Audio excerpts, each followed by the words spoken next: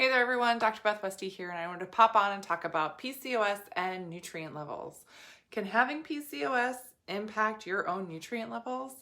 Yes, it can. Now, there are several different ways that this can happen. I'm going to talk about a few different things here that really closely are correlated with having PCOS. This is something that I talk about in a lot of other videos. A lot of other information I have is actually on my YouTube channel, Dr. Beth Westie. You can subscribe there to stay updated on all the videos I have coming out. I also have episodes on my podcast of PCOS, which is called The Female Health Solution. And then I do share more about how to eat for your hormones and cycle in my book, The Female Fat Solution. And then if you don't have a cycle, I have my book, The Female Menopause Solution. These are on Amazon. But this is something that I struggled with a lot when I was struggling with PCOS. This is actually what got me started in the work that I do now. So it is a really, really important thing to understand that just because you have, something going on with your hormones that, oh, it's just my hormones, it doesn't impact anything else. No, it really does. It really, really does. And we're going to go through some of these things here to explain why and how, right? And if you're wondering, okay, then what do I do about it? This is where getting your hormones tested and making sure you're getting the right nutrients in your body is really essential and important. So I'm going to put a link right there in the comments for the 12-week challenge. If you are not on the wait list, get on the wait list. The registration link is only sent out to the wait list. So you got to be on that wait list to get the registration link. And the registration does usually fill in about 24 hours once that link is released. We can only take so many women in this group, and you will get your own Dutch test, complete hormone test. We go over that, customize, tailor things to you to make sure you are doing the right things for your body specifically. Because again, you can have a different type of PCOS than somebody else. You can have different hormone issues than somebody else, which means that following somebody else's recommendations for, oh, this is what I do and it works great for me. And you're like, well, I've been doing it and it's not doing squat for me. What the heck am I doing wrong?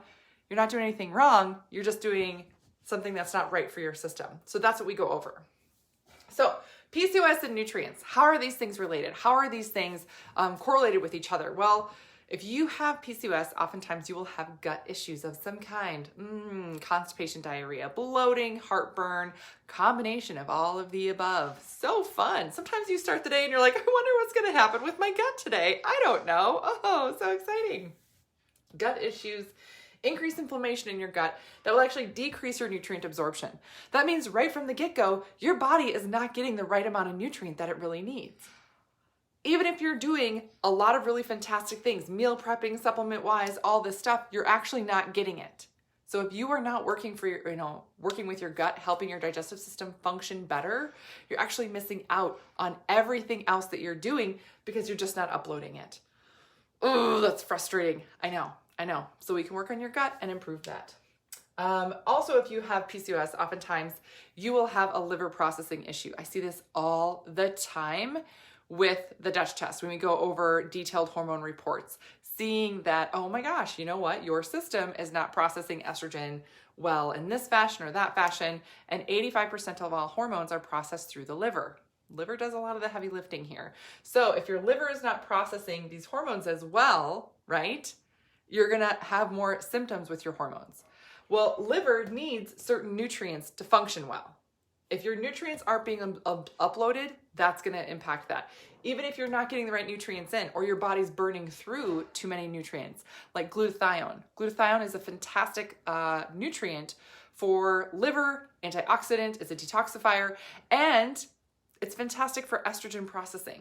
So if your body is burning through a lot of glutathione, or for some reason you're just not getting enough of it in your system, liver cannot do its job. Yeah, I know. Muscle tissue not repairing easily. Again, because not having enough nutrient, your muscle tissue does not repair easily. This is going to impact your effectiveness when you work out, how hard you can work out, how well your blood sugars are maintained. It impacts other things like insulin resistance, the leptin-ghrelin ratio, all those other things. Yes. So having not enough nutrient for your muscles, they can't repair as easily.